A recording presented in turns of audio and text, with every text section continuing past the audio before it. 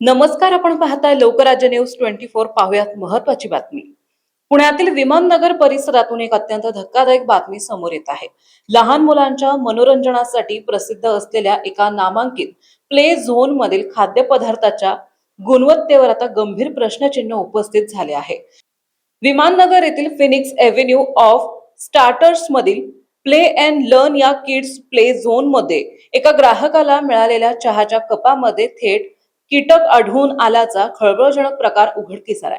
ही घटना 1 ऑगस्ट 2026 रोजी घडल्याचं समोर आलंय। संबंधित पालकाने या प्रकाराचे फोटो आणि व्हिडिओ पुरावा म्हणून मोबाईलमध्ये रेकॉर्ड केला असून त्यांनी तत्काळ अन्न आणि औषध प्रशासनाकडे अधिकृत तक्रार दाखल केली।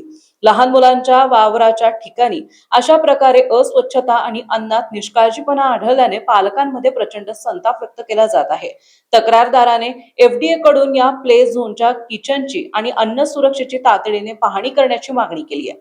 या संपूर्ण प्रकरणावर प्ले अँड लर्न व्यवस्थापन किंवा संबंधित प्रशासकीय अधिकाऱ्यांकडून अद्याप कोणतीही अधिकृत प्रक्रिया समोर आलेली नाही, परंतु लहान मुलांच्या आरोग्याशी खेळणाऱ्या अशा निष्काळजीपणावर आता एफडीआय काय कारवाई करणार याकडे आता सर्वांचे लक्ष लागलंय।